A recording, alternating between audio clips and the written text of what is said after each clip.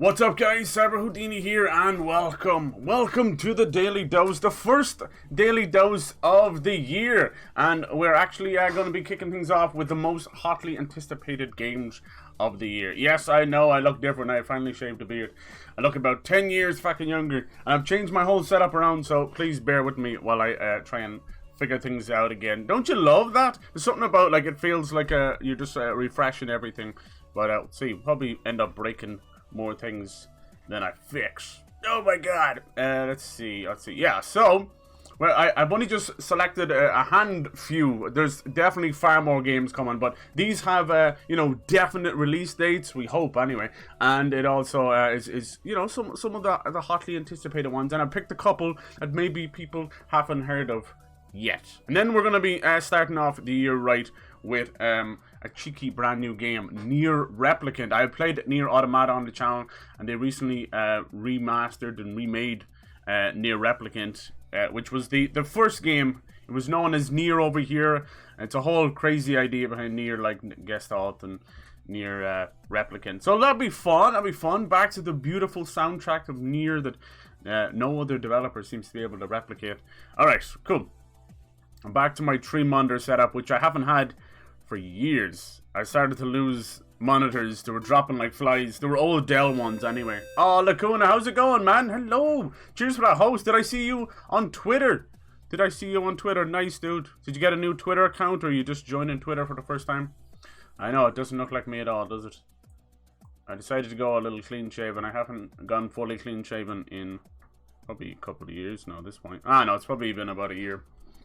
It's nice every now and then, but oh my goodness, the razor rash is the worst. No matter what you use, like, you buy all this kind of stuff and it doesn't work. It doesn't work. You're always going to be stuck with just a couple of nicks here and there. Finally made an account because I set up a new email. Nice, dude, nice. Yeah, Twitter is a cesspool, but it's like it's one of the lesser cesspools, you know. Same with Reddit. You can find some good there. You gotta sift through the cracks. But how was your holiday, dude? How was your New Year's? I hope you managed to have a few spoons, a few drinks. I did a little cheeky stream right before New Year's. Now, I have been having some issues lately. I'm hoping it's with Streamlabs OBS, and if that's the case, I can easily rectify it, because I have been messing around with normal OBS, just bringing stuff over, and it mostly has been fine. But yeah, let me know if there's any issues at all, of course. Very important. I know, right? Shaved a few days ago and fuck it. Yeah, but I had kept that beard for a long time. Mostly just trimmed it, you know. I don't like a big shaggy beard either, because it just irritates you. Alright, so let's get into this stuff. These are the daily dose. I haven't done one in a while. It used to be daily. Now it's like monthly, if at all. But, you know, it's a weird couple of months with the move and that.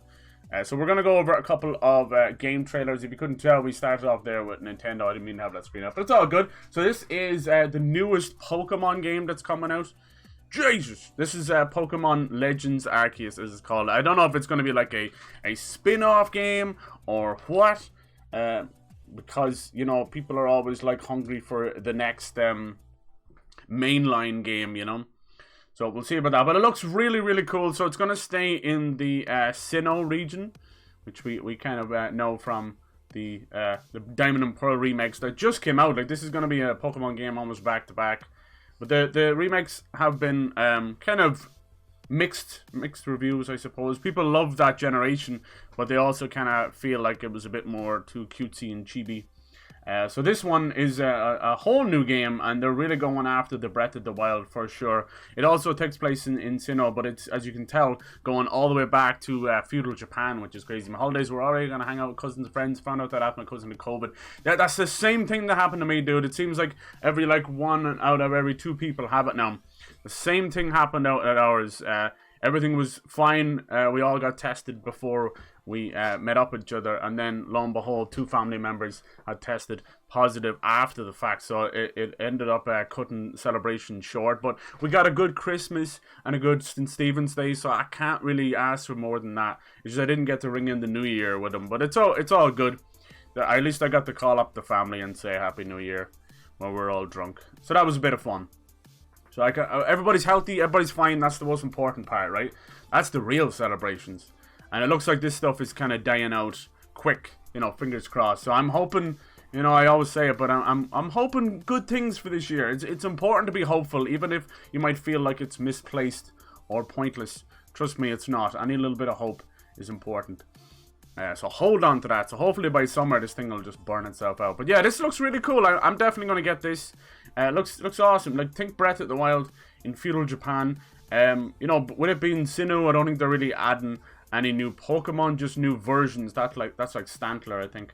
So yeah, new versions of Pokemon. And then they've kind of mixed up the 3 starter Pokemon, which is cool. So I think there's one from each other generation, instead of what we know, like from Chimchar and Piplup and that. So yeah, if you're a Pokemon fan, this is definitely something to be hyped about. I just worry about it being called Pokemon Legends. Is it a spin-off series, or what are they doing? Who knows? The idea of being able to just run around and catch Pokemon in the wild seems like a great idea. Hello, how's it going, Bernie? Hello, hello, hello. Oh my god, are these bots still here? I wonder if I'm even signed in. This is a big issue I have with Streamlabs. It will not sign me into my own account. It is frustrating to no end. I don't think I am. Hello? How do you do this? Like, how can I go live and not be signed in? I have no control over anything. Anyway, it's a joke. Like, after everything started coming out about Streamlabs, it all made perfect bloody sense. It's all stitched together. It really is. And they've been stealing the backbones from OBS all this time. Alright, hold on. I might lose chat here for a second. I'm sorry. How the hell am I live and it's not has me signed in? So stupid. But Bernie, I hope you're doing well. A great way to kick off the first stream of the year with a bot. Fuck's sake. What a joke! She was fine, just thought she had a headache until later the night she felt worse. Yeah, see, there's a lot of stuff going around as well, right? Oh, I didn't lose chat. Nice. Alright, cool. Cool, man. Be gone, yes. Be gone, thought. Be gone, bot. Thotty bodies. Yeah, this looks fun. Yeah, if it kind of deals into this... Sorry about that splash screen. If it deals... moves into the kind of the anime side of it, could be really cool. And being able to catch Pokemon in the wild yourself. I know it seems like such a simple thing, but I really like the idea behind it. Give that kind of freedom. Look how cool that paraglider is. It definitely has learned a lot from Sword and Shield, but I don't think this counts as the technical next generation of Pokemon, you know? The last one we had was Sword and Shield. And that was the first one to get DLC expansions, which was kind of cool. But overall, people thought it was a bit too easy. And that's kind of the direction Pokemon has been going for many years now. Since Let's Go, since a lot of stuff. It's just been a little bit on the easier side. So yeah, that's coming out on in January. Right at the end of the month. We're also getting the Uncharted 4 and... what's it called? Lost Legacy? Excuse me, I'll have to find the name of it. But basically, you're getting Uncharted 4 and Lost Legacy in a collection at the end of the month as well. I think I'll get that. It's for PS5 and PC. I think I'll get it just to play it again. Any excuse to play those magnificent games again. Why not? Alright, so next up we have... I appreciate you guys joining me as well. We're going to be doing some Nier Replicant. I always try and start the year with like a really impressive game or a game that's going to stand out. Like last year I think it was Okami and then Breath of the Wild before that. So it's always nice. I feel like when you do that... Hell yeah! Oh my god! Jenna Marbles, is that you? God, I miss her so much. OJJ, thank you for the biddies, dude. I miss Jenna Marbles. How the hell is OJJ doing? I'm not back till tomorrow, so we can just chill here and stream and have some fun. I love it. I love it. I hope you guys have still a little bit of your holidays left. It's only the 3rd. It's only the 3rd. TURD. How the hell are you doing, OJJ? I barely recognize myself when I see myself in the preview now. Good God. They say shaving takes like years off you. God damn. I'm back to baby mode. There you go. Alright, so next up we have... Dying Light 2, the game that we all still consider vaporware until it bloody comes out, right? I most certainly do. 21-year-old Cyber, I wish. Put it like 15 years on top of that. Oof. No, I'm not that old. Close though, close. But damn. I'm telling you. I haven't given myself proper clean shave in a while. I wanted to keep the beard and just keep trimming it. I'll probably just let it grow back, but it's always nice. Just to make sure, like, your chin is still there. I got one of them little butt chins. Little butthole chin.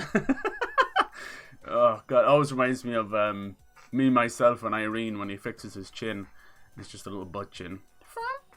Yeah, so Dying Light 2 is coming out February 4th, which is, like, a month away. People are worried they haven't seen much of the game. Even apparently preview builds, you know, that people do reviews and stuff on, have been very strange. They get like no missions in it, but they get to run around. So this takes place 20 years after the first Dying Light, which gives them enough time to kind of start a new story. It's also set in a different city. They've now kind of moved the focus away from guns, so it's going to be melee. But there are some guns. I hear there's like a double-barrel shotgun where you've got like, you know, 2 or 3 ammo in it, so you have to use it very sparingly. But it seems like a lot of the zombies have mutated. The coolest thing about the first game not only was the you know, parkour and the grappling hook, but the volatile, which was this mutated, very strong, very fast zombie that came out at night, and they seem to be back with a passion. I'm super excited about this one. I want it to be good, you know, because between Techland and Dead Island and that whole Fallout, we never seem to get a sequel to any of those games, you know. They just become vaporware, and Dying Light 2 has had a rocky development, but you know, I'm holding out hope. If you check their YouTube and their Twitter, there's lots of updates. So I think they're getting ready for launch. I don't know if it's gone gold yet. So if it doesn't go gold within, you know, about a month or at least 3 weeks from release, you start to get a little bit worried. Some games go gold like months and months before, and that basically means when it goes gold that it's all prep for release. They're going to print it onto disc. There's no going back. You know, it would take a catastrophic failure to delay a game after it's gone gold. I don't think it's ever really happened, maybe once or twice. And some games probably should have got delayed, right? People are now slowly, I hate to see it, but people are slowly calling it, is it going to be another Cyberpunk? And I'm like, no!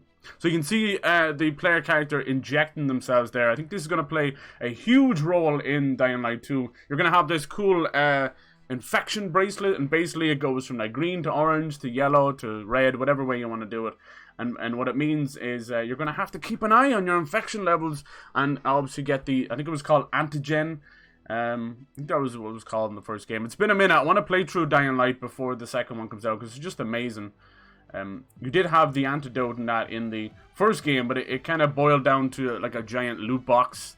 It didn't really do anything. So it'd be nice to see it do something in the second game. Now, it could become a survival aspect that people might get pissed off, but I doubt it, you know. They had figured out a lot. I love the idea of the skyscrapers and that. It gives me like post-apocalyptic Mirror's Edge vibes, and I'm okay with that. Very okay. Hell yeah. Baby sigh. Yeah, no. Limited Run was having a blowout. Ooh, nice. Damn. Are you allowed to watch that live, or is it TOS? Ugh, a blowout. You miss getting Shantae. Oh, I'm sorry, dude. Fuck. It's probably one of those things it sends to an email that you barely check, because I know that happens to me. I have like the business email, personal email, and then another one I had to set up for fucking PSN or something. And I never check the PSN one. So I miss a lot of stuff. Can't wait for Dying Light 2. It looks very, very ambitious. I hope the best for them, because we need to break the curse. We need to break the curse. We'll never get Dead Island 2. And you know what? Like, we talk about there being too many zombie games. If you truly look, the zombie games are drying up. You know, obviously the last was, part 2 was probably the last big one to come out. But Dead Rising is gone. Fucking, yeah, Dead Island, long gone. And Dying Light's trying to, if you can believe it, the last time we had a Dying Light game, the first game, was 2015. So it's pushing 7 years, 6.5 years, which is insane. Whatever good times during that generation. So it was entering like the second year of the PS4 and Xbox One generation. And that's really when the developers are like, let's go! So I'm hoping, look at the fucking old date on it, Jesus Christ. This thing has been delayed a couple of times. So yes, I'm a little bit worried. Until Dying Light 2 is in my hands, I will not celebrate it. Yeah, Days Gone, hell yeah. I'm hoping we might see something else from Days Gone. I know Sony were not really greenlighting a sequel, but we'll see. Sony Bend, the guys who made it, are technically working on something else. Hey Cyber, Happy New Year. Yeah, Happy New Year, everyone. How's it going, Amid? I hope everyone's holidays were good. Days Gone 2 may still happen. People were like clamoring about it. I think what happened was Sony were like, alright, we've greenlit your next game, which I'm praying is a Siphon Filter reboot. Because Sony Bend are responsible for Siphon Filter. If you've never got to play a Siphon Filter back in the day, it was awesome. Absolutely awesome. It felt like a Tom Clancy kind of thing, you know. It was really cool. Back when Tom Clancy was good. And basically you played as this, what was his name? You know, it was like Gage, Logan Gage or something like that. One of those kind of names. And he was part of a special tactical force that were usually taking down nuclear warheads and separatist groups that had nuclears and all that kind of shit, nuclear warheads. It seemed to always boil down to some form of nuclear stuff. But the most recognizable thing from Siphon Filter was this epic taser that you could shoot literally across the street, across skyscrapers. And it had a really powerful, you know, the really powerful attack that if you kept the taser going, you would set the enemy on fire. So you could play the game kind of stealthy. Really, really cool. And just like everything else, what happened, like a lot of Sony stuff, is once they started to branch over to PSP and PS Vita, they would make spin-off games. They wouldn't sell as well just because there wasn't as many units, or as we remember, shit was expensive on PlayStation Portables. And that would dry out the series. Like, we technically got a Jak and Daxter 4 with The Lost Frontier on PSP, but nobody remembers that. Then we had an Uncharted spin-off, and then there was a Siphon Filter spin-off. So there was a lot of that kind of stuff that sadly disappeared. It is what it is. Alright, so that's Dying Light 2. That's February 4th. We're a month away from that. What are you guys most excited for this year? Even if there's no, you know, plans at all or anything like that, if there's no trailers, just once. If I was to have, like, that big Hail Mary announcement, it would be a Soul Reaver remake or remaster. I'd take anything. Because it's a great series and I want to see it die. Bam. Yeah, they cancelled all plans. I don't know, mate. Like, it might come back. Days Gone might come back. It was right around the time that they were like, no, we're not doing it. That everybody just started petitions and things. And they were like, then it was like Sony themselves and really came out and said that it's still you know, a good IP and all that kind of stuff. So we'll see. I would say after their next game, it could be a good chance they might bring it back. Like most developers, when a game is released, even if it doesn't do that well, they already start not really pre-production, but a lot of ideas for a sequel. They always, like, I've watched so many like behind the scenes and documentaries from game developers where they're like, this is how it works, you know? You have to get a treatment ready, just like a movie treatment, for a next possible game, if, you know, the chance to pitch it ever happens. So you'll have a thing where, like, concept art might be a thing, or even a script or a treatment, you know, might happen. So who knows? Who knows? I mean, just recently we had Rockstar North finally come out and talk about the cancellation of Bully 2. And, you know, me being, I'm very fucking, maybe I'm a bit too much of a wistful thinker or something, I don't know. But when I see something like, oh, cancel Bully 2, I almost feel like it's their way of testing the waters. And it sounds like they had like a lot of development of it. So I don't know, it might still happen. I think if there was a massive outcry, you never know. But Rockstar are a strange company these days. Looking forward to Gotham Knights. Me too, dude. Me too. We don't have an official release date for Gotham Knights, but I'm hoping. Love for Onimusha. Yeah, I think with the do a remaster of Onimusha Warlords, I think that was them testing the waters. Back when Tom Clancy was good. I know. I'm sorry. The only good Tom Clancy game now is like Rainbow Siege 6, and it's you know, it's a tactical multiplayer game. Gone are the days of Ghost Recon in Vegas, you know. Sadly. Forbidden West, dude. Hell yes. Good thing it's not too far away. Yes. God of War 2. I know. See, here's the thing. Nobody knows what to call God of War. That's technically God of War 5. Well, yeah, we'll call it God of War 2. I just call it God of War Ragnarok because I'm so fucking confused. Sifu, yeah. Sifu looks like an amazing indie game. Really clever idea. Every time you die, you age a little bit. It feels like that one great hallway scene in Old Boy or in the Raid movies, which kind of borrowed it from Old Boy, just turned into a huge game. Wasn't, yeah, confirmed to be dropped. Yeah, it was, but I don't know. I genuinely don't know. My heart wants to tell me that it comes this year, but my brain tells me that Sony don't do it like that anymore. They're not gonna. Someone even said that they had seen a rumored listing of it on the PlayStation database for September 30th. So you never know. It's not like they don't do 2 big games a year. Don't get me wrong. They tend to do 3 to 4 actually, big exclusives. But these are like fucking you know, tentpole stuff. Anyway, speaking of Horizon Forbidden West, let's get into this. So the last time we saw a little bit of Horizon Forbidden West was at the Game Awards. A very short and sweet little trailer. This is continuing on Aloy's lovely story. I actually went back and looked at a lot of the previews and stuff for the first game back in 2016. And at the time, everybody had been calling her Aloy and us. Because, you know, it's based... Her name is based on metal and that, you know. It's such a great fucking series. It's definitely their new mascot. I'm all for strong, sexy female protagonists. I love it. So I'm excited for this. I'm excited. Like, this was a huge break for Ashley Birch at the time as well. Obviously, Chloe was the thing that made her, you know, a household name. But it wasn't until Horizon Zero Dawn that it was her, the whole game, you know, for front and center, main character. But yeah, I'm very excited for this. I think it went gold recently as well, so they're good to go. No delays, no nothing. I love it. So that's coming out February 18th. So yeah, we're gonna be jam packed all the way till the end of March, which is fucking amazing, absolutely amazing. Sifu is coming out February 8th, so you'll have you know, Dying Light 2 and Sifu in the same week, which is amazing. Yeah, so for Horizon Forbidden West, I'm a little bit worried if they make the world too big, but it looks like they've kind of compensated for that with some awesome new traversal. Maybe we'll get to fucking fly on an actual Stormhawk or something. I'd love that. Jesus Christ, that's all I want is to fly around. But they have a big emphasis on underwater exploration, as you can tell by there, which looks amazing. Kiso, hello, Happy New Year, man. That the second one, it is. I'm literally playing through Horizon Zero Dawn. Yes, dude, it's so good. So good. What a great idea, right? At first glance, when this game was first announced, it gave you, it was right around the time that Far Cry Primal came out, so it gave people major vibes of that game. We're quickly seeing all these machines and the post-apocalyptic vibe.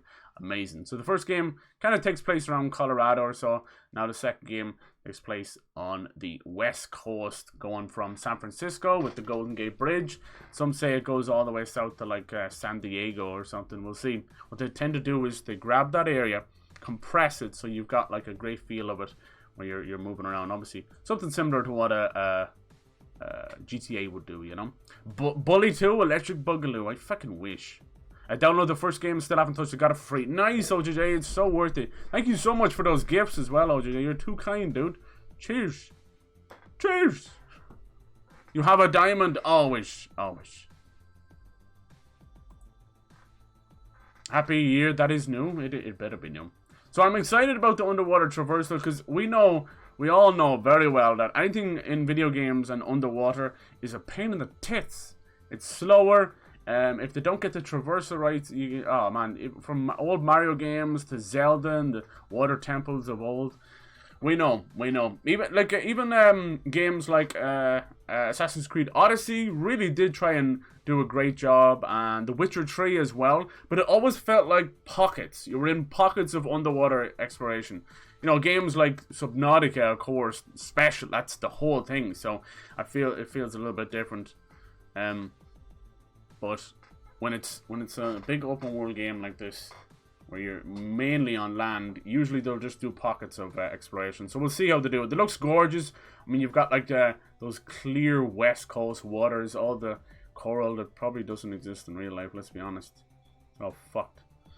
But I'm excited.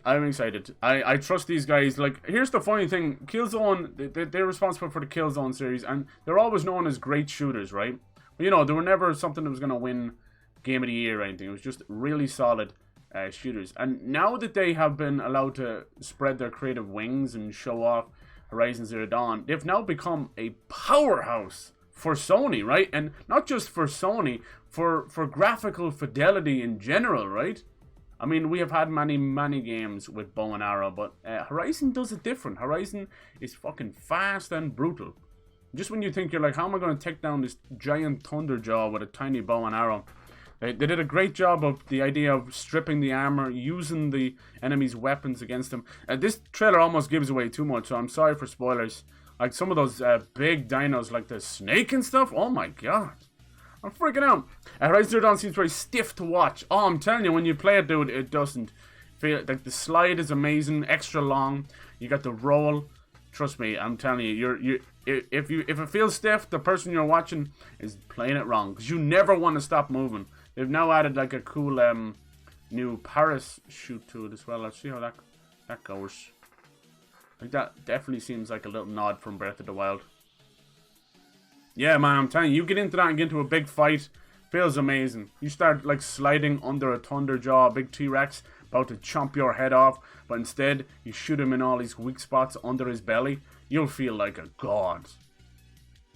I really liked how Witcher 3 started. I gotta finish. Yeah, see, no, I think a lot of people never finished Witcher 3. I swear to God. I bet you if you look up like the stats on that, and it was all before they went to like the other islands. I can never fucking think of them. I need to go and replay it as well. My brain is gone. But I hope you all had a chance to rest and relax over the holidays as well. Now with the Witcher series doing so well, I didn't get to watch season 2 yet. Didn't get to watch much TV. I got to watch some movies though. Got to watch like A Quiet Place Part 2 and Pixie, this cool little Irish movie with Olivia Cook in it. And Alex Baldwin, whichever one he is, doing a horrible Irish accent as a priest. Good God. It's probably before he shot that one dude on set. But now he's saying he didn't shoot the guy on set. I don't know what's going on there. Either way, like, dragging this stuff out is really just destroying the poor people who lost their lives. Memory, you know. I'm waiting for the Witcher 3 next-gen upgrade, which supposed to be fucking coming. The Skellige Isles, that's what it was. Skellige! Which is based on Ireland, for fuck's sake. But most people didn't even get to that. The game is too big. And that's what I worry about open world games. Are they too big? People can't finish them. So many games that will take me into the next few years easily. We have, like, even my backlog is disgusting. It took me a decade to play it all. Who would win, one giant serpent boy or one tiny stick and string? Find out in Horizon Zero West. Zero Dawn, Forbidden Dawn. Shit, what's the name of it?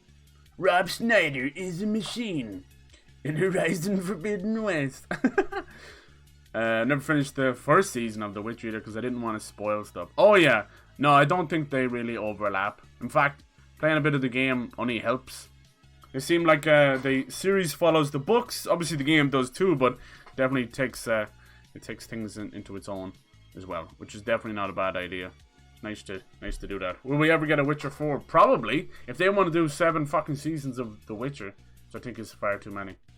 But yeah, this year might be the redemption of CD Projekt Red. We'll see. They decided to give the team a break, and all the next gen stuff for Cyberpunk is coming this year, along with The Witcher 3 next gen as well, which has been done by Saber Interactive. They seem to be like magicians over there. Speaking of magicians, anyone excited for that Hogwarts Legacy game? I've never seen a series like hold on so much to you know, everything it's done, like the Harry Potter series. Just over the holiday, they released a special HBO around the 20th anniversary of the movies, and they tried to kind of slowly not talk about the author at all because she had some really shitty takes and showed herself to be what she is, which is just a bit of an idiot, really, honestly. But you know, she's still getting paid, so it's one of those things like many we found out over the last couple of years where you have to separate the art from the artist, or else you'll never play or watch anything ever again. I see people doing that a lot with Blizzard stuff. But yeah, so this Hogwarts game, you know, it's been in development a long time, and the poor bastards have spent like 3+ years working on it, and then she comes out to be a horrible old bitch. So that, I feel bad for the dev team, you know, they've done nothing wrong, but they now carry on their back her horrible takes, you know, which could ruin the development. Well, we'll see. It looks interesting. I know what they really want to do. Let's be honest here, it's Warner Brothers. What they really want to do is to start remaking the movies, because it has been 20 years. And that's only a matter of time. And that's mainly thanks to Disney, because they've lead in the forefront in shitty remakes. But if they start remaking Harry Potter, it's only a cod. But they want to do it. I mean, they want to even turn the play into a movie, because they're trying to keep this going. They built all these amusement parks. But what happens is you start to water down a legacy. People stop caring. But with every 10 or so years, they want to remake stuff because new generations and that. Except my library will just grow and grow and I'll never finish it. Oh, I feel the same. I feel it. Like, I'm going to start Nier Replicant today, which I'm super excited for. We played Nier Automata. It looks really cool. But I've had this game in the wrapper for about 6 months. So, yeah, I'm not doing good on that front. The fights in the Witcher show, especially the swords. Yeah, hell yeah. There's a lot of games like that. Like, when I went back and played the original Watch Dogs, I realized that I had been doing it all wrong. And once I started to play it like John Wick, it was fucking amazing. Just vaulting over stuff, shoot shotgun guys in the face, hacking things and blowing them up. Felt really, really cool. Felt like a John Wick game. Alright, so that was Horizon Forbidden West. I don't know why all the trailers look really bad. I think it's because they had to get the Game Awards footage, which was rough. Next up, we have one of my most anticipated games of the year. Elden Ring. Yes. Yes, from Software's new baby. And I heard from a recent interview that they actually felt very pressured from the success and fidelity of the Demon Souls remake, which was done by Bluepoint, which is really cool. Really, really cool. I've tried to keep myself pretty dark on Elden Ring. I haven't played the closed network test or anything like that. But I'm uber excited. It looks fucking amazing. It seems like their biggest world yet. Seems to be inspired a little bit possibly from Celtic lore as well. They also seem to be distancing themselves a little bit from how they've, talked about collaborating with George R.R. Martin as well. In a recent interview, Miyazaki himself talked about story inspirations and things like that. I'm like, huh? So it's very clear, not to knock on Game of Thrones with the Game of Thrones fans, but I've always felt in my heart of hearts that it was very just overhyped, and I don't really consider it's like top tier in my book, but that's all good if you enjoy that kind of stuff. So when they announced that he was going to help with the story, it didn't exactly light a fire under my ass. It didn't get my balls tingling, and that's not enough. That's not enough, because I think all the stories from all of From Software games have been unbelievable. They never needed a hand, but I think it was more of a hype builder. Oh, we're coming in. So he had said that he had wrote the treatment for Elden Ring and some world building years ago. Obviously, game development takes a long time. So, I mean, it's nice to see that kind of stuff. The more hype and more people playing From Software games, the better. So I'm not mad about it. That's the very least thing that gets me hyped. I'm more hyped about the fidelity, the beauty of it, a new From Software game, and basically a new IP. You notice, almost think their last 3 games that they've done are all brand new IP. We've had, Bloodborne, Sekiro, and now Elden Ring, instead of going for sequels, which is interesting. I think all of us could agree that we'd love a sequel to any of these games, and we'll probably say the same with Elden Ring as well. This one has a new kind of fascination with exploration and traversal. That's the word I was looking for. So we're gonna have this cool little horse goat looking thing that you can summon and jump around. I don't know if it's gonna negate fall damage. Also, they look like they're made multiplayer far more integral. But yeah, lots of bosses. I think they've said in that closed small tiny demo alone there was 24 bosses, which is insane. So this could be the From Software game with the most bosses ever. I think that record is held right now by Dark Souls 2, which with all the DLC had 42 bosses, and I loved it. And they usually keep it in terms of Bloodborne and that, the main team seem to focus on refined, less amount of bosses, but heavily refined. So we'll see how it goes. Elden Ring's gonna be huge, absolutely huge. Can't wait for Elden Ring. It'll be my first Souls game. Oh, very nice. I think this would be a good game to jump in because they're really trying new things, right? Hell yes. You're gonna be super excited though if you have. Yeah, I haven't, which is good. It's gonna be. I'm going in bare raw. I hear you on that. Tales of Graces. Ooh, and Abyss. Yeah, hell yeah. They need to bring Tales of Abyss especially back. It's a hidden gem. I need to play Tales of Arise. The game's been innovative and ambitious. Elden Ring takes everything good about this. It does, right? It does. I've heard about these dungeons they've got in the open world, and it reminds me so much of the Chalice dungeons, but, not procedural. It's whole open areas. So and it has a stealth system as well. Not like an emphasis on it or anything, just it's there. So they've borrowed stuff from Bloodborne, Sekiro, Dark Souls. A lot of people are calling it Dark Souls 4, and I can see that. And I don't think there's nothing wrong with that. It's really cool. Those little pot guys are going to be amazing. I'm super excited for this one. I love to play these games solo because I am just a complete bastard when it comes to punishment. So this is going to be no different. I'm excited. A lot of emphasis on magic too, which I have definitely said my piece.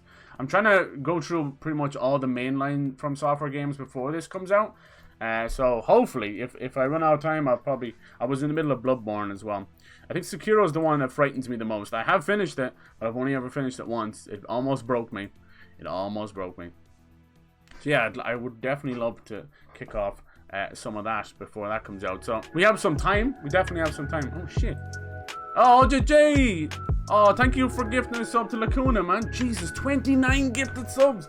Holy Christ, man. Thank you. God damn. You are too kind. Cheers, man. Nice. Hell yes. Oh no, I opened the wrong one. God damn it. Now I have too many screens. But this nice curved screen. It's very sexy. It weirds me out though. Sometimes you feel like you're inside of it. Yeah, so Elden Ring is scheduled for February 25th. Let's hope that it doesn't get delayed. But they really do seem to want to get the polish right on this one. Because there's one thing the From Software fans are. They are passionate. And that secretly means they're also very nitpicky as well. So, I mean, any kind of performance issues are going to be, you know, they're going to be fucking review bombed and picked over with a finely toothed comb. But we'll see. People have said from the closed test that it was a little bit rough, which is also a From Software staple. But the difference is now, and they've said it, that they felt a bit pressured about it, but the quality from Blue Point Games with the Demon Souls remake, I mean, that was almost a From Software game done better than From Software, you know, which is insane, insane. Beautiful. But, you know, it's obviously easier to go back and remake something when, you know, it's not your own, you know, when you have the source material right there. It's still very good. And I think that was the moment that Sony were like, okay, we got to buy Blue Point. You know, Shadow of the Colossus remake was incredible as well. So I wish a long and very fruitful future for Blue Point. So they're fucking amazing. Rumors are they're working on a Symphony of the Night remake or Metal Gear Solid remake or Your Mom's remake. There's just, who knows? But they're also supposed to be working on new IP too. Whatever they want, I'm behind them all the way. I think they're based out of Texas as well, so very, very impressive stuff. I love it. Don't think I'll class Elden Ring as a part of the Soul series. No, I mean, at the end of the day, it's a new IP, right? I mean, all their games are going to have a similar quality in terms of the look and that, you know? Like, you can see, even though Bloodborne is definitely horror-based, you can still see little ideas from everything they've learned. Same with Sekiro, you know? They're very different, but they also have the same building blocks as well, which is not, that's why we love these games. Can't wait for the 700 Vati video. I know, he's already done like 6 or 7 on the closed test. I don't know if he got like special treatment or access or something, but the dude, he just squeezed every little bit of ounce out of that network test. Good for him. Finally more cheese, but yeah. We're going to be mixing up the emotes real soon here. I'd love to spruce things up a little bit. Definitely this year I want to do a lot of stuff. I want to get a new PC. What I probably will do is buy a pre-bought one, because it's the only way of getting a the GPU, you know, the graphics cards. If you buy pre-built, I can pretty much get a 3070 in a pre-built for about €1,200, $1,200, which is completely fine when people are spending upwards of $2 to $3 grand on the graphics card alone. My PC I have now she's old. I think she's like from 2013, so it's old. So I'd rather just do the whole thing, you know. And I know people frown against pre-builts. I completely understand that, but the way things are now, it is the only way. The only way is up. And this way, you know, you'll get it'll basically be ready to go straight out the box. You know, you'll get your CPU, you'll have a nice cheeky motherboard. I think this one's so old it only has one HDMI in it. But yeah, so definitely limited. So that'd be nice. And then like $1,200 for a new PC is, I mean, I look after my stuff, so that could last me, you know, 10 years. Soulsborne will forever be some of my favorite games. I'm telling you, dude, for the story alone, yeah. People look at these games and they're like, there is no story. There is only death and bosses and taxes. But no, you dig deep, and any of those lower videos were just, it's better than a movie. It's better than a movie. Should have purchased a pre-built. You see, I was kind of against doing it because of the stigma, really, you know, JJ. You know, people even like would frown on you for getting a pre-built. I'm like, Jesus Christ, there's far too much, you know, PC nonsense when I come, what's called like purist. If you want, you know, especially as a streamer or someone who plays games and that, you want, it's nice to build your own, don't get me wrong, you know, there's something about that. It feels like an accomplishment, and so everyone should do it at least once in their life, right? But if you need to go, if you need this thing to arrive and you need to go, and you don't want to fuck up pins and then wait for another part, or can you imagine that? Can you imagine like paying $3,000? I've seen some of these big streamers doing it, and then fucking up the pins on a GTX fucking 3090. Crazy. So I'd be happy with a 3070 or 3080. I don't mind at all. They are already talks of more graphics cards, more in the TI series and even the 40 series as well, because this is what's happening with Nvidia and all of them, really. They're like, we can't really make these any faster, and then with the scalpers and the cryptocurrency mining that's going on, it has destroyed it. So all they can do is move forward, and they're moving forward faster than they ever have, but they're also making these graphics cards cheaper than they've ever been. I think, you know, even going back to the 2060 series and all that, those cards when they first came out were upwards of 1,000, you know, and that was the RRP, right? Or the MSRP, whichever it is. But when they brought out the 30 series, they wanted to start at the $500 mark, which was amazing. But this just, you know, led to where we are now, which was bots and scalpers and that. So it was a bit of saving grace. And it's cool that they're able to make it affordable. To get a graphics card at that price now is impossible. So yeah, pre-built seems to be, I don't know how they're able to keep the pre-built costs down, but there you go. So that'd be nice. That'd be a nice little treat to work towards. I wanted to do it last year, but I didn't know. I was kind of all over the place, to tell you the truth. And then with the move, well, we had the PS5, so look, it's fine. I like to get a nice big new piece of kit at least once a year. I don't tend to buy any of that kind of stuff myself. You know, for myself, it's always someone else, or you know, that kind of way. I'm always lashed. I don't like spending money on myself. There we go. That's a roundabout way of saying it. But it'd be nice, because I have been noticing even simple indie games I cannot seem to run and stream them. So it is what it is. And these days, like, my PC's so old that the phones are stronger than my PC. Got some special treatment for sure, but his videos are influential. Yeah, I kind of felt like that. He was almost like the last person playing the closed build, so maybe he got like an extra day at it or something. I'm glad. One day I would love to see him work for From Software, but that might end his YouTube career. You don't know. See, maybe not. PC Warriors, yeah, it's crazy. I thought about building one myself, but I don't have the patience anymore. I know, I feel you on that. And there's the risk as well, right? And then by the time, if you were to build it yourself, obviously you're saving a lot of money besides the graphics card. But then if you were to, you know, fuck it up, it's all flushed down the drain. Or if you were to bring someone in to build it for you, or you guys, I know you can bring it into like Best Buy or something. If they fuck it up, it's all ruined. So sometimes just buying it pre-built, opening the box, and away you go. It's just the best way to do it. Especially with these prices. So many videos people accidentally break. I know, dude. I watched some of the big guys, and I'm like, you did not. You did. Like, once they force it into the motherboard, when it's in the wrong place, it's over. Live in the darkest time now where someone stole my cartoon monkey. It means I just lost all my... Yeah, the NFT stuff. They're definitely embracing this. Like, I'm going to have to sit down and find a video or something to really clue me in on this stuff, because I know it on what it means on the surface level, but not what it means for the grand scheme of things. Like, you might think NFTs are just short-lived, and they may be, but it's huge now. It's getting so big that they're doing this technology conference that goes on every January called CES, and it's usually where you see things like new TVs and things like that, right? And Samsung have announced all their new like smart TVs, and they will have NFTs and NFT stores and stocks and all that all baked into the TV, which is insane. So they're hedging their bets on NFTs, which is crazy. People tried to explain to me about the idea behind, you know, game developers being able to generate more profits and more revenue in general through NFTs. But Here's the thing. Most of these big guys, from Activision to EA to Ubisoft, you know, the big bads, they're already generating millions of dollars, if not billions, of profit every year, you know, off games. Like you see, every time they give these golden parachutes to these CEOs and all that, trust me, they're making a shitload of money. That's without, like, fucking microtransactions. So NFTs will just widen that garbage.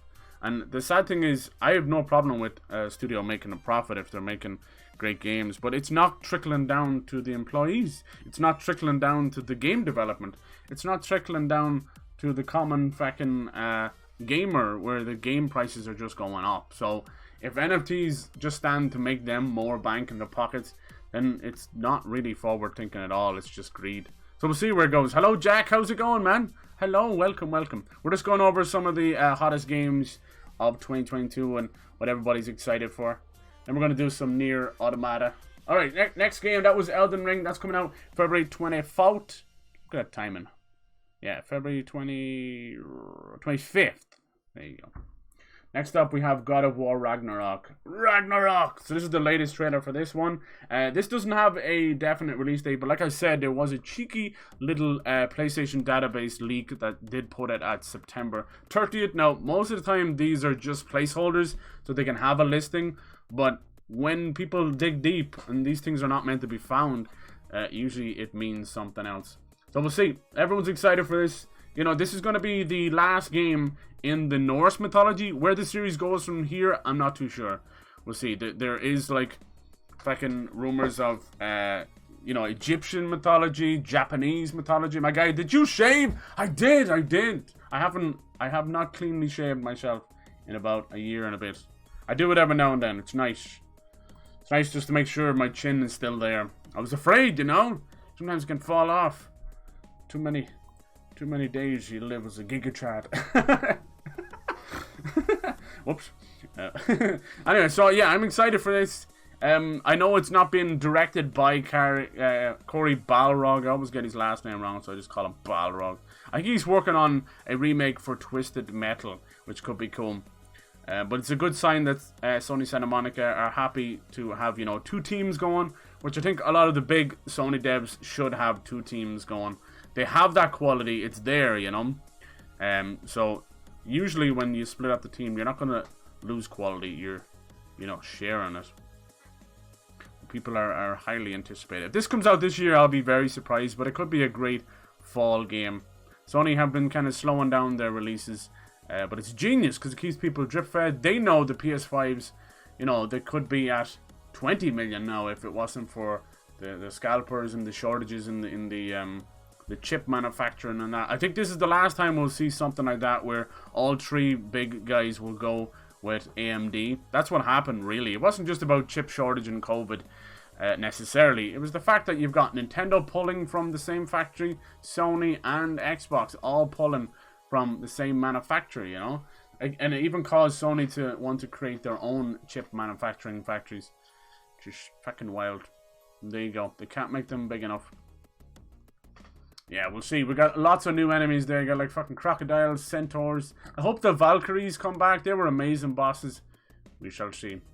After the end of the first game, well, you know, the end of God of War 2018, whatever the fuck it's called. Jesus! Who knows what we're going to call these anymore? God of War 4, God of War 5? Who knows? But at the end of the last game, it was clear that something bad is going down for old Kratos. But, you know, this is the kind of God who don't stay dead. So some old prophecy about, you know, this guy dying or this guy dying, I don't think it really matters in the grand scheme of things. He's probably died about 3 times in the series, and it still has not made a blind bit of difference. You can't keep that old Kratos down. You just can't. Question is what becomes of Atreus. I'm excited. They also have Alana. What's her name? Fucking Alana Pierce. You might know her from like IGN and so many other things. Funhouse. She has joined Sony Santa Monica as a writer, which is really cool. And she's still like on Funhouse as well, which is nice. She also was like, she was getting into voice acting. She did voice acting for Gears 5 and that, and a few others, which is really cool. So I'm hoping it'll probably end up being should do it. Like, if it's her first writing gig, they're not going to be like, let her, you know, write fucking giant Kratos quests or something. You know, it'll probably end up be like NPC dialogue or things like that. Now, this bit here with the dogs and that makes me think like we may be a little more open world. We'll see. God of War 2018 was very clever. It was semi-open world, and we were in like the Lake of Nine, very important in Norse mythology, and the whole idea of revealing more and more of the map. It was genius, very genius, and yeah, it was my type of exploring. Something that kind of stayed with me, and I'd be very interested to see what they change in the second game, is the fact that Kratos could not jump. He could not jump the whole way through God of War 2018. But what they did, they had kind of, it was like environment sensitive jumping. So he would vault up on things, he would jump across gaps, depending where it needed to happen, you know. And I think the reason why they took the jump away was because the camera is now so close to Kratos' back that jumping like that would either cause the camera to flail around wildly, or have Kratos like cut off as he jumps. So I think it would have probably, you know, it seems to be a lot more maneuverability. But I don't think it ever hindered the game at all. Like if you know, 20 hours in, if you were someone to tell you, remember you can't jump, you'd actually have forgotten it. So, you know, these guys are geniuses. I'm hoping combat can step it up as well. I think combat in the 2018 God of War was fucking amazing, don't get me wrong. And there was some great surprises there for sure. But what we know from the old God of War series is he had some of the best crazy little upgrades and gadgets, and you know, and I hope he gets more of that. That's what I feel like was missing. And I, you know, like fucking was like you have the change of Olympus and all that, but then he had like wings and all this. Like, I don't know if we'll ever have that again. They try to keep it a little more grounded, literally. I'm excited. Thor, so far it has had a little bit of controversy. People giving out about Thor's model. They've decided to go for big and beefy Viking, and you know, it wouldn't be God of War if we didn't meet the actual God of War from that mythology. So we will be dealing with Tyr himself, which is really cool. We also, you know, in the original series we had to deal with Ares as well, because Kratos kind of inherited his God of War status, which is nice. I like that. I like bumping into them. Lots of little gods and goddesses popping up. So I'm happy. I just saw a God of Religion trilogy. Yeah, hell yeah. I know, I'm so bad. Oh, they're not letting Corey direct this time. I don't think that they're not letting him. I think he's probably worked on it for a good while. That was something I watched out for, because I follow him on Twitter, and I did notice that he, you know, obviously he's behind his team all the way, and I guarantee you he's had, you know, if he's not the main director on it, I guarantee he's been overseeing a lot of stuff, just to make sure it's in the right direction. But I think, as I said, I think they're working on a Twisted Metal remake, or something completely different, who knows. But whatever it is, it's important enough for him to have to, you know, be the head of it. Who knows? Who knows? Who knows what goes on in these developers, right? He could be doing both. A lot of people were... that's... it worries people a little bit. But I think it's going to be fine. And they've chosen just to have two in the Norse mythology, which... is, you know, I mean, we know what Ragnarok's all about. If you don't know about Norse mythology, Ragnarok is pretty much, it's the end of all things, you know. It kills off nearly all the gods. I think there was only one or two that survived, but all the mainline. So this is going to be amazing. Like, we might see Odin and everything. It's going to be awesome. Could be really cool. You might even have fucking Kratos go up to like Valhalla or something. You never know. It wouldn't be the first time he's gone and just take them on their own ground. And there was a couple of places that you couldn't visit in the Nine Realms in God of War 2018. So I'm thinking we'll go there, you know. Asgard and stuff. Fuck yeah. It was good, but lack of enemy varieties did bring it down. There was some nice enemy varieties, I get, yeah, but you had to kind of go off the beaten path for them, you know, like the Traveler and that. But yeah, the moment-to-moment stuff, you're right, like the common enemies did show up nearly too much. And then, the trolls as well. I think you're right, but if they had reskinned them, we would have been able to tell as well. I just loved the Valkyries. I thought they were amazing. I love secret bosses or hidden challenges like that. That's why I go after everything in a Dark Souls. I can't help myself. He has died at least 3. Yeah, he has. This guy, you can't keep him down.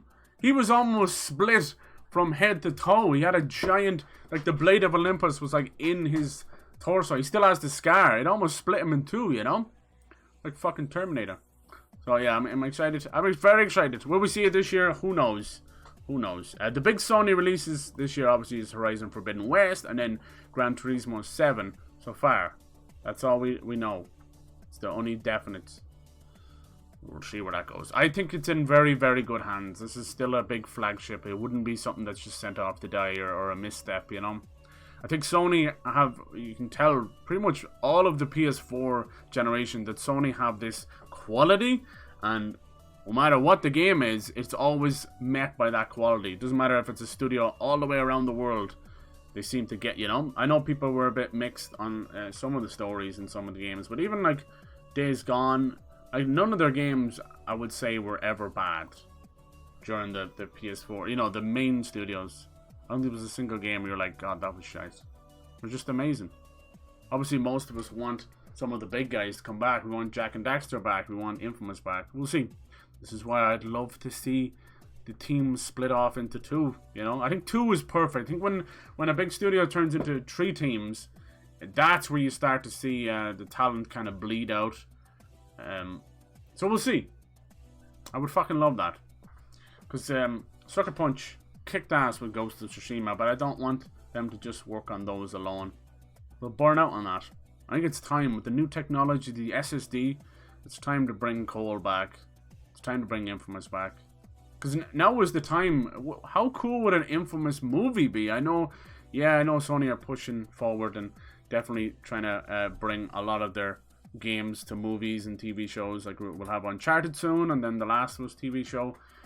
But clearly, with the new Spider-Man being their most successful, highest grossing movie of all time from all across Sony, that's all you need to know. That's all you need to know. It's been 4 years. Dude, I'm telling you, isn't it crazy? I was saying that about Horizon Forbidden West, and even Dying Light. Dying Light's coming up on nearly 7 years, 6.5 years. But yeah, it is time for sure. You always, there was a time when sequels used to take 1 year to come out, and it doesn't happen anymore. If you get a sequel in 2 to 3 years, count yourself lucky. But these are huge games. This is what I was saying about games being too big. They're too big. They're just too big. That's why it takes so long. Every time they add something bigger, it's another year or 2 of development. For some stuff that most of us might never actually see. And then the common, like, you know, soccer mom gamer or streamer, let's be honest, they tend to just do the story and fuck off and never touch the game again. I want to see Kratos bring up more of his past. Yes, we did have a lot of, I don't want to spoil too much, but there was a lot of little callbacks. But I agree. If it's going in the direction I think it's going, they're going to have to bring up a lot of the past. But in my heart of hearts, I don't think they're going to kill off Kratos. I don't. I think do I think they'll kill him? Yes. Do I think they'll kill him off? No. This motherfucker can't die. I think that's actually the joke that he is immortal. It's his curse almost at this point. Which Spider-Man 2 was this year too. Yeah. It's something to look forward to. I'm hoping the fact, I don't want to be mean on Insomniac, but I'm hoping the fact that they've taken a little more time and Wolverine might probably be 2024. I'm hoping that means that this year they might have a cheeky surprise, which I'm hoping is Sunset Overdrive. I really, really do. Not like Sunset Overdrive 2, I don't see that happening for a while, but just get Sunset Overdrive onto PS4 and PS5, because it is amazing fun. So good. And they've done great. We've already got like Miles Morales. I know it felt like a bit shorter. It was a great game. And Ratchet & Clank Rift Apart. So Insomniac, really, until we get Horizon Forbidden West, they were the ones keeping PS5 going. Thing is with Mythos hopping, like, yeah, keep rebuilding momentum and reasons for Kratos. Let's face it, Atreus to be afraid of a bigger threat. I know, right? I know. But that's something I do feel like the 2018 game did lack a little bit. That kind of huge, when you go from the original trilogy fighting these massive gods, like screen-sized gods, and fighting Poseidon was amazing. We're not quite feeling that on the Norse side, so I would love for them to do that. I'd love to fight Jormungandr and things like that, you know, which would be, I know it's a little bit of a paradox, but yeah. Still. Who knows? Like, Thor could do some crazy shit. We'll see. But we need that big bombastic fights again. I know they kind of... I don't know. See, that was my only disappointing moment from the 2018 game, was the dragon fight. It was nice to have it, but immediately it went like, is that it? Which is unfortunate. I wanted a full-on fight, and dare I say it, that fight in Guardians of the Galaxy left me far more satisfied than the one in God of War. It was still bombastic and amazing, like just a spectacle for the eyes, right? But in terms of combat and actually getting to do things, it was over too fast. I think there was a quest where you have to find 3 other dragons, and you find them and they fucking fly off, and that's the name of the that's the whole quest done. So that hurts. That hurts. For callbacks, we never outright said it. No, alright? It was always like little Easter eggs, and people who were like super fans would know. I feel you on that. So let's hope for the best.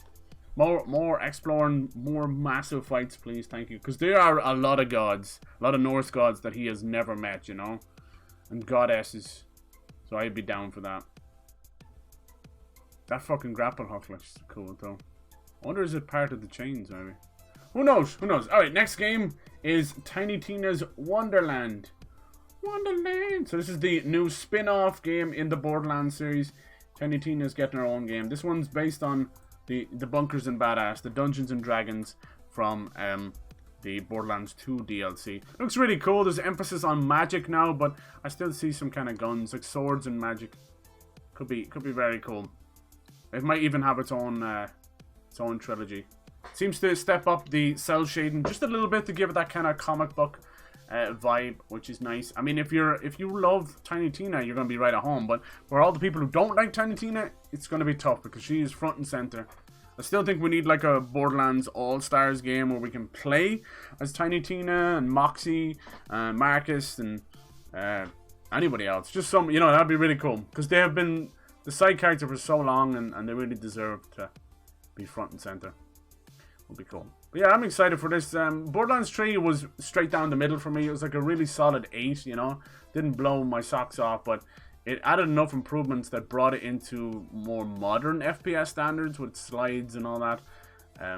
But yeah, it just didn't leave quite the same impact as Borderlands 2. And that's mainly because we've come a long way in the FPS sphere, you know, and with Battle Royales taking over. So we expect more, and you really have to do more to impress us. And I hope that's what Wonderlands does.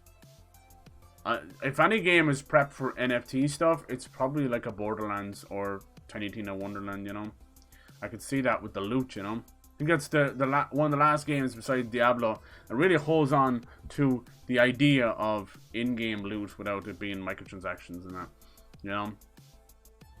I hope we meet all those Norse gods. Yes, that would be amazing. Because I can only imagine what Odin could do. He would just rend the whole world in half. Good God. So yeah, if you have a PS4 or anything really, they've actually re-released the Tiny Tina's Assault on Dragon Keep. It's where the whole idea started. You can buy it for like a tenner. I think it was free the week it came out on Epic. But it also has its own platinum. So if you need a little bit of something to keep you going, it's worth a play. It's worth a platinum for sure. It's a bit of fun. Short and sweet. This one is coming out at Tiny Tina's Wonderland on March 25th. Of course, they have about 7 editions because that's the way gaming is now. Yes. Alright, so that's Tiny Tina Wonderlands. I'm telling you, we are jacked to the tits. So many great games. Now, next up, we have Forspoken, which started off as Project Athia. It is a Square Enix PS5 exclusive. Actually, I think it might be coming out on Epic as well. Epic! But it looks amazing, looks amazing. It's got this kind of Final Fantasy meets some kind of princess vibe, you know? So you've got this normal human who's just been teleported to this crazy fantasy land. But this is going to be a showpiece for the PS5, no doubt. Just a graphic fidelity. And it appears to be one of the only games to make it to market that is on the Luminous engine, which is this gorgeous engine that sadly Square Enix had to spend a lot of money on, but rarely any of their games got to use because of its difficulty of use. Well, it looks really cool. The combat has this kind of magic vibe to it. There's a lot of great swearing in it and stuff. Great acting. I'm excited. Definitely emphasis on exploration. I wonder though, you know, the world does seem gorgeous, but a little bit empty. We'll see about that. It might just be, you know, to show off some beautiful stuff. I'm excited for this one. This comes out in May 24th, so a little bit of jump there. Yeah, I'm definitely down for this. A lot of the other Square Enix games went from the Luminous engine to Unreal. So Unreal Engine 4 at the time, and now 5. So, yeah, I don't know if even Final Fantasy 15 stayed with the Luminous engine. Engines cost a lot of money in R&D before they ever make a single game. So I can imagine they want to recoup that some way.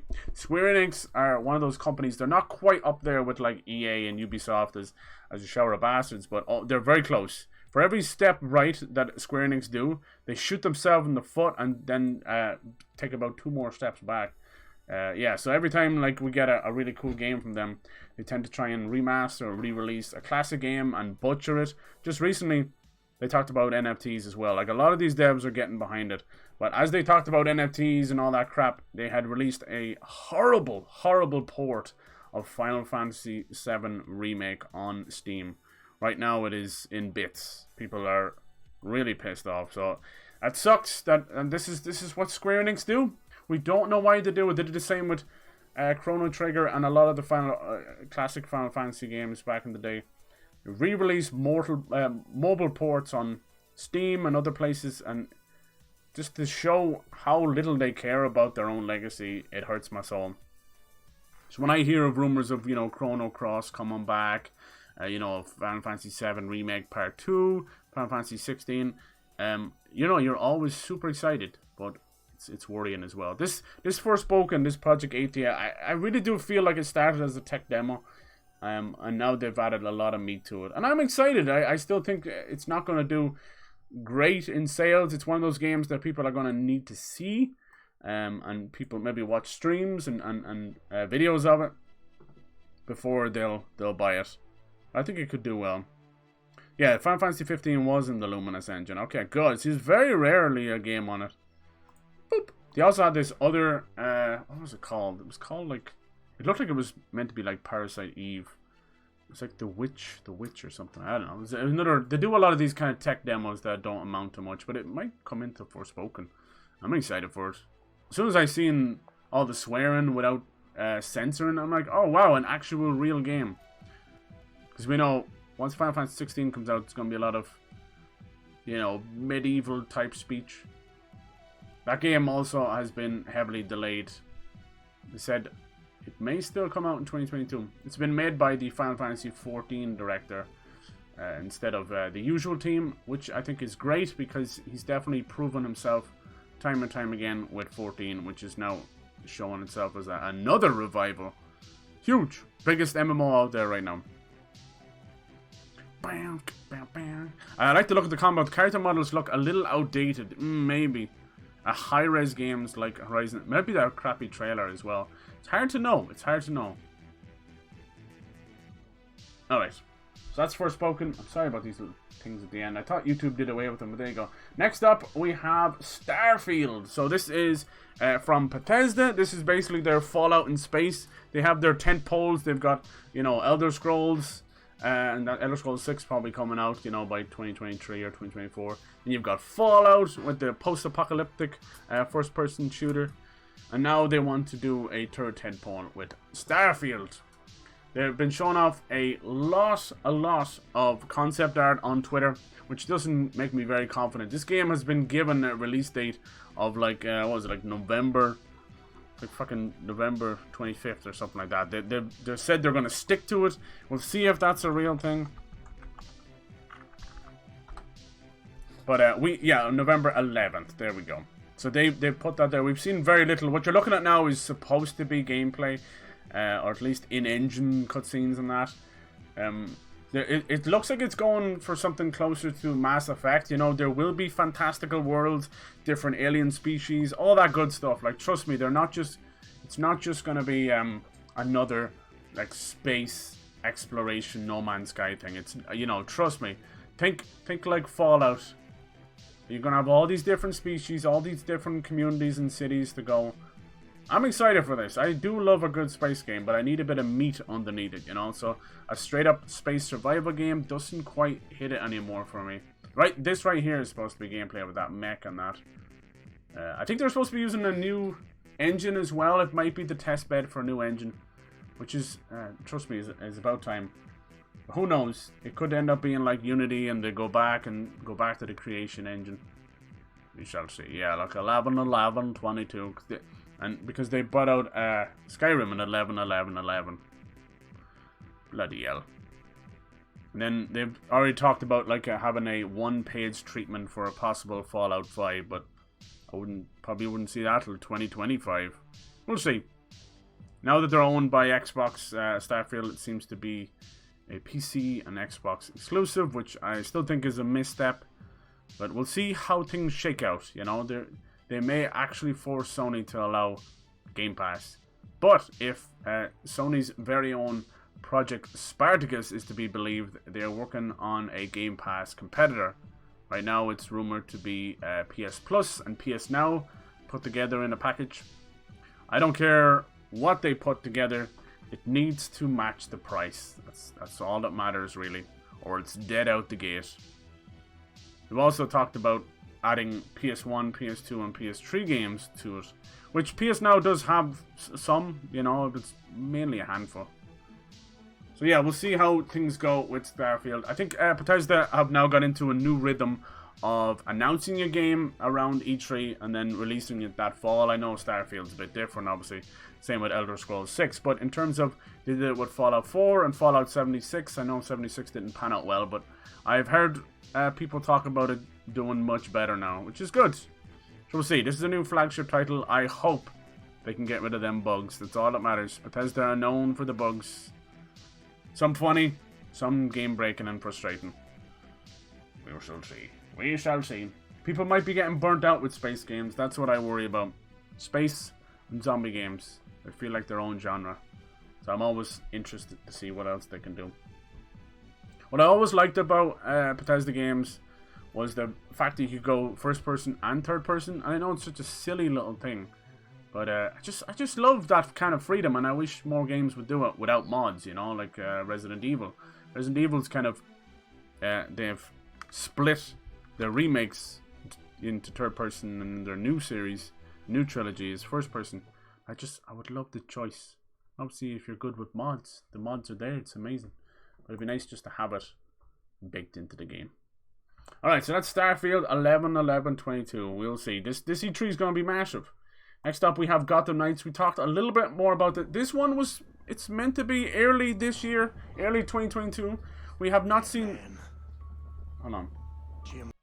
I left the sound on. We haven't heard anything from this in a long while. This is the last trailer, the Court of Owls story. This one, it does not take place in the Arkham universe, which is so silly. I think it's got to do with Rocksteady. Rocksteady are working on the Suicide Squad game, which is also meant to come out this year. Late next year. Or late, what was it? Jeez, I'm still next year. Late this year. Like fucking fall. We might be in a situation where in the fucking fall of this year, right? We're gonna have God of War Ragnarok, Starfield, Breath of the Wild 2, Sonic Frontiers, Suicide Squad Killed the Justice League. Like, what the fuck? There's no way in holy hell that's gonna happen. But hey, we can dream. We can dream. I'm more excited about Gotham Knights than Suicide Squad, even though I would trust Rocksteady more than Warner Brothers Montreal. But there you go, it's all about what you're into. I have always had this kind of weird issue with Suicide Squad, just in general. They never really gelled with me, even though I like the anti-hero vibe. I think what's wrong with me now is I am completely and utterly burnt out on Harley Quinn, which is sad, because by no means do I think like Margot Kidder did a bad job. Well, no, it wasn't Margot Kidder. What's her name? Margot Robbie. Margot Kidder was Lois Lane, but Margot Robbie was she does a good job as Harley Quinn, right? She's sexy, no doubt. Wolf of Wall Street, good God, but it's just too much now. It's too much. I almost feel like that Birds of Prey movie is the one that did it. Like, okay, I'm done now. So then when she came back for the other Suicide Squad movie, I was burnt out on her. So now that we're gonna get that game, I do wonder, is she just going to be a pain in the ass the whole way through the game? There's only so much you can hear B-Man and fucking pudding and stuff before you want to rip your eyeballs out. So with Gotham Knights, it is not in the Arkham universe, but it might as well be. Let's just believe. Yeah, look, Step into Night 2022. I had heard it was meant to be early, but early, when people say early next year, early this year, whatever, it usually can mean anywhere up to fucking May or June. So with this one, Batman is, rumored to be dead, which would continue on the end of Arkham Knight. But it's the Court of Owls, anything's possible. We now get to play as the Gotham Knights themselves, which is the rest of the family, the Bat family, teaming up together. You're going to have a choice of Batgirl, Robin, Red Hood, and Nightwing. So nice little, it's going to have a 2-player co-op, but the whole game can be played single player. So, don't, trust me, it's not meant to be like Avengers or Destiny. I hope so anyway. We do have gameplay. It was very, very rocky, but we got to see Batgirl driving around on the Batpod or the Batcycle around Gotham Knights as she seemed to approach the area of Mr. Freeze. So it seems like very much like the Arkham games, parts of Gotham are going to be taken over by the supervillains. You got the Penguin there, which is cool. But I hope for this game to come out around the same time as the new Batman movie, which I am excited for. I think Zoe Kravitz doing Catwoman could be amazing. I've always loved her. She's a sexy little thing. She's been in a lot of great movies. And my goodness. So I wish the best for her. As for Robert Pattinson as Batman, I think he's doing a great job. Not a big fan of the costume. The costume itself looks good. I don't know why, but the cowl has like a fucking 6-foot forehead on it, and I can't get past it. It's really weird.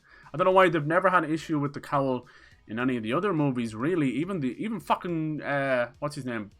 Batman and Robin, George Clooney. But there's something about that cowl, and I hate to be mean or anything, but I don't know if it's because of Robert Pattinson's head or whatever, but I just can't get past it. It's really weird. There's far too much real estate between the ears and the eyes. But otherwise it looks amazing. The Batmobile looks dark and gritty, so I'm in for it. Robert Pattinson has had a horrible, nasty shadow of Twilight over him for years, but this guy can fucking act. If you go and watch High Times or what's the other one?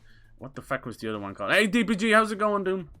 Let's see. What's the other one? Good. Damn it. God damn it.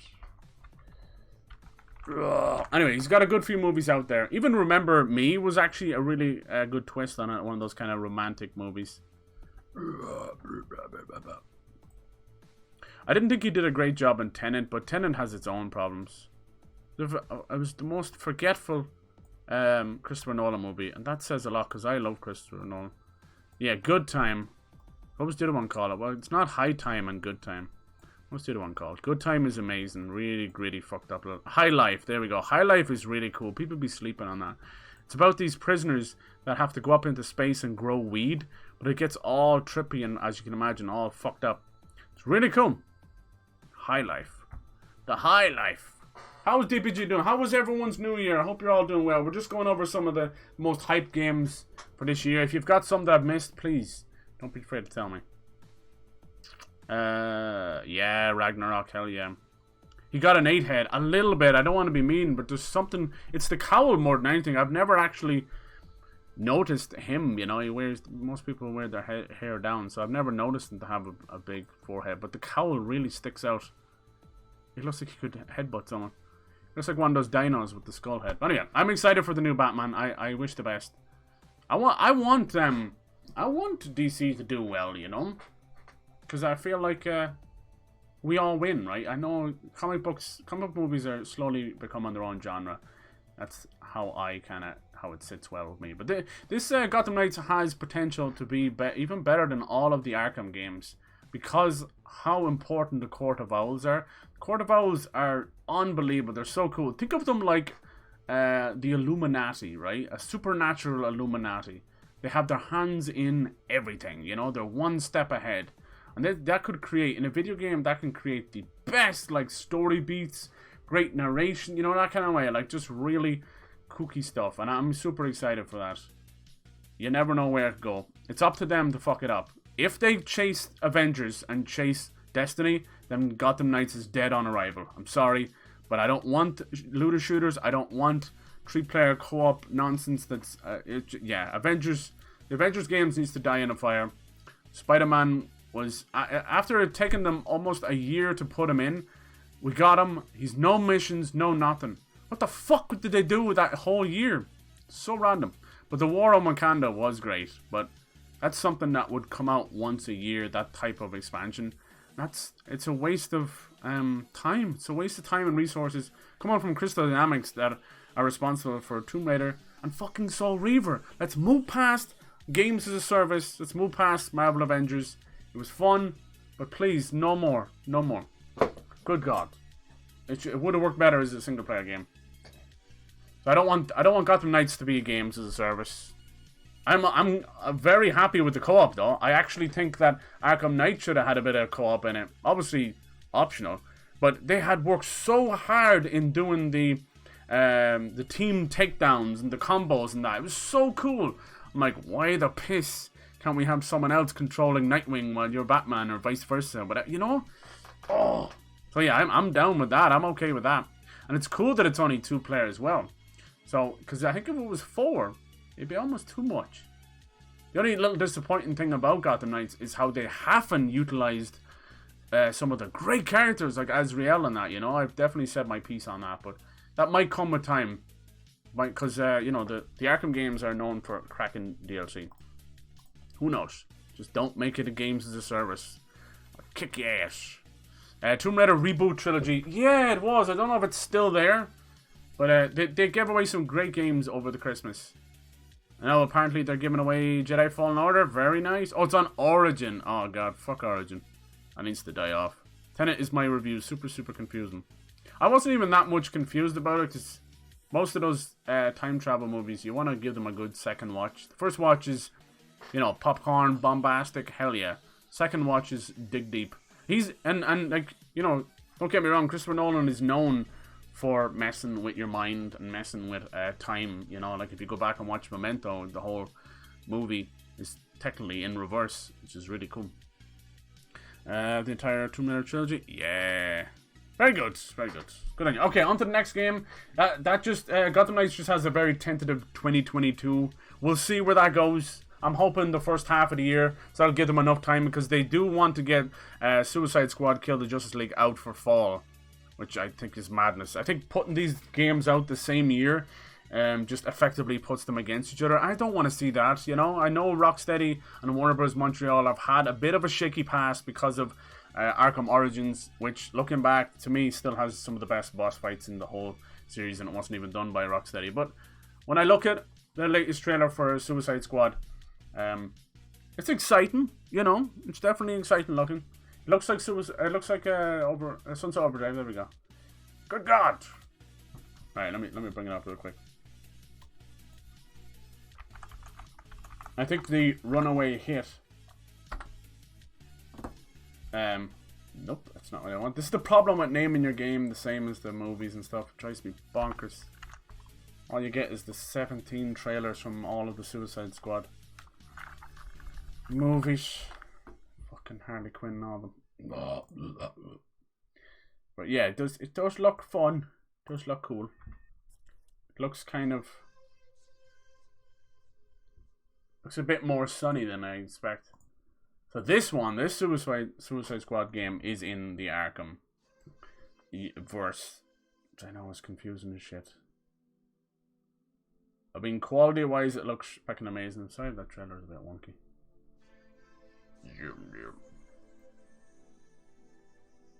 It seems like Bizarro has taken over the Justice League, so it could be cool. And then to compete with that, it looks like each of the Suicide Squad are gonna have little upgrades. Definitely looks like Captain Boomerang is now as fast as the Flash and things like that. But yeah, I think King Shark is gonna take over. We don't really know too much about the gameplay besides this trailer, so we're a good bit away. And I wonder, in a perfect world, what I would love to do is have control of all of the Suicide Squad. You know, on your D-pad or something, be able to switch around, or even a co-op.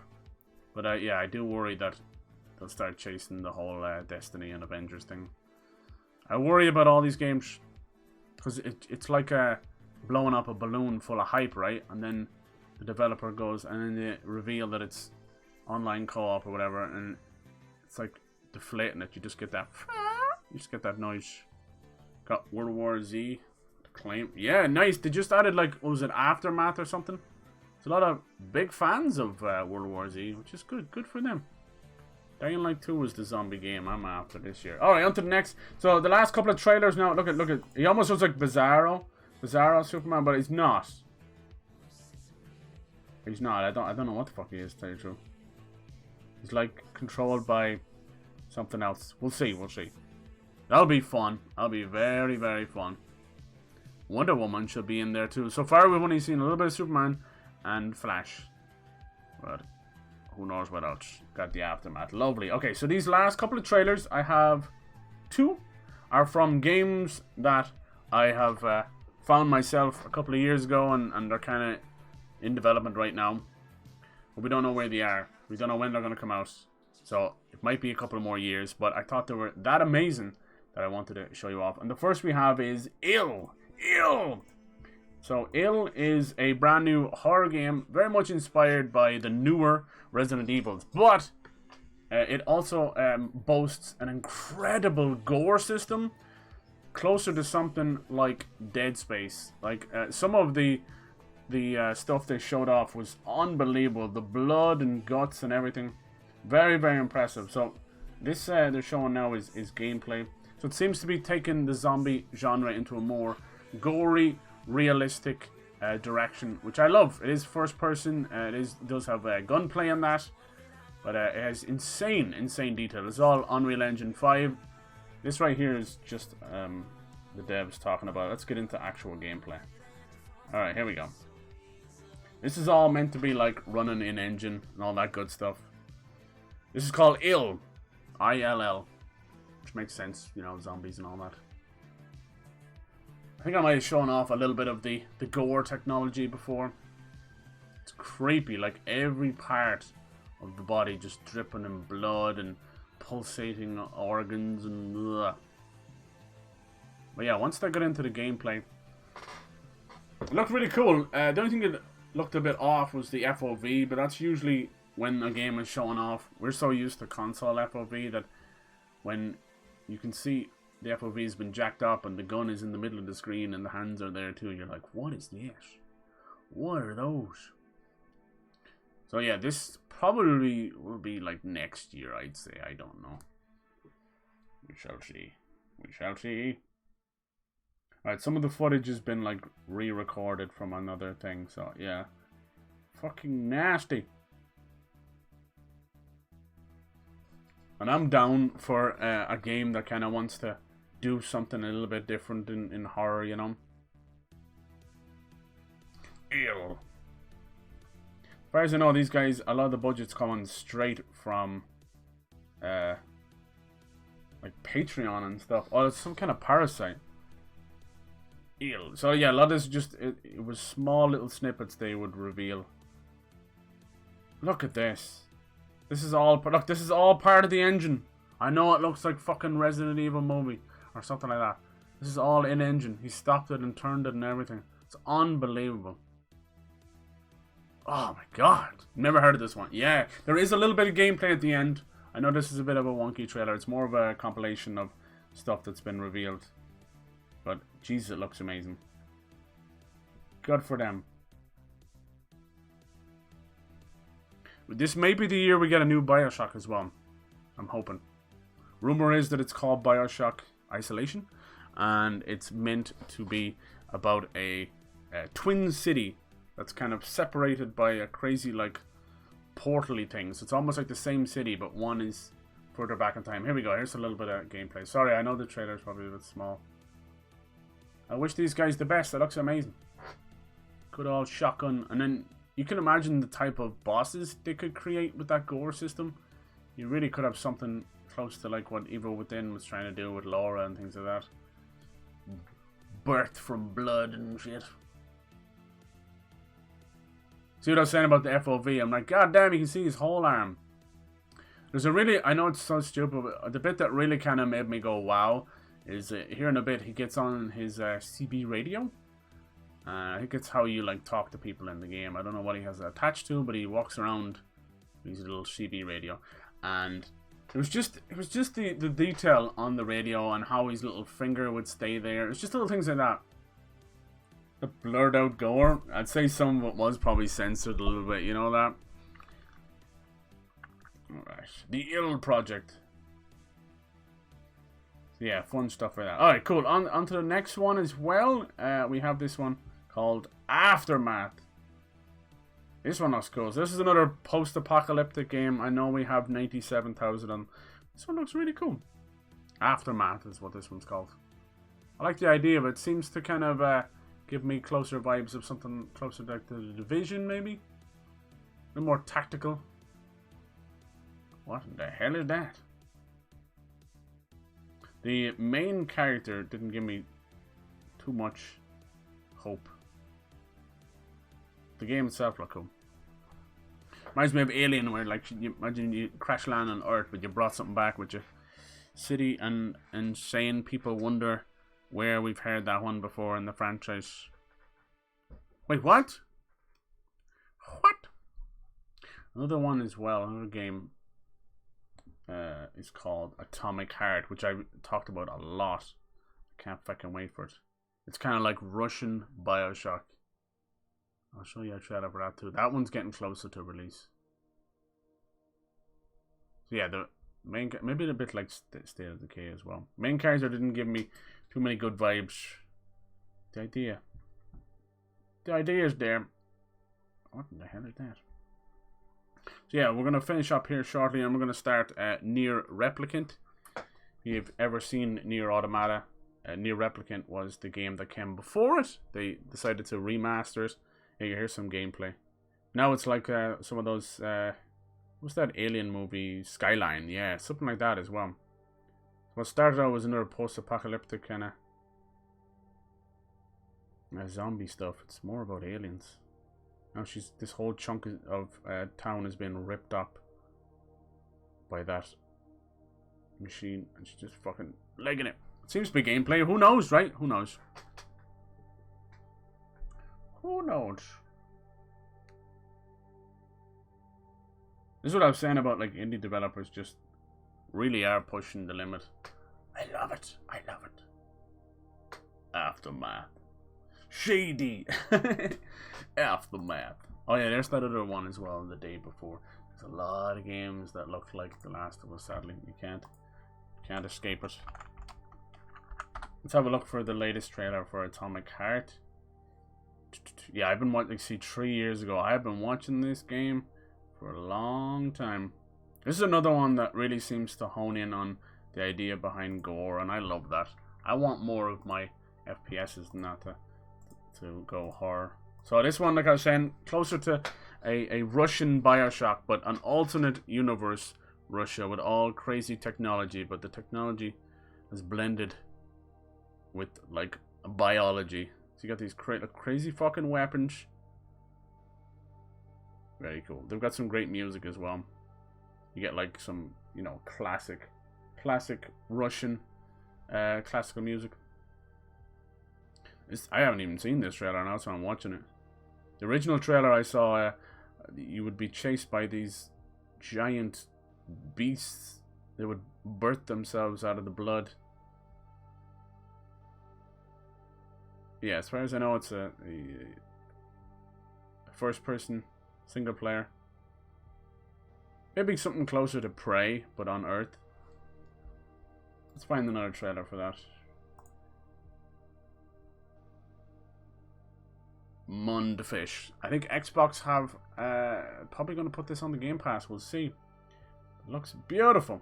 Now when you're out here messing around, you get Crisis vibes. You get like Escape from Tarkov. It's just beautiful. There's something about that deep red crimson blood, and then the white coldness of yeah. So this is Atomic Heart. Keep an eye on it. This is going to be a big hit. I can feel it. Unless it runs like garbage, but who knows? Really, really cool. Just a huge blend of genres. Very creepy machines. Yeah, Prey. Reminds me a lot of Wolfenstein. Yeah. And it just has this, I know you can't hear anything right now, but it has this huge, like, Russian overtone, you know, everything's in Russian. We got the classical Russian music in that, and obviously its own score. Yeah, something very, very cool about this one. And I've been watching this for 3 years, so it's come a long way, as you can tell. We're a small team.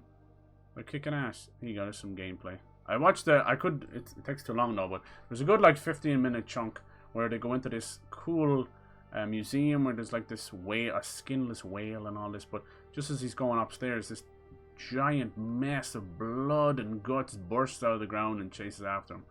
It's a really cool encounter.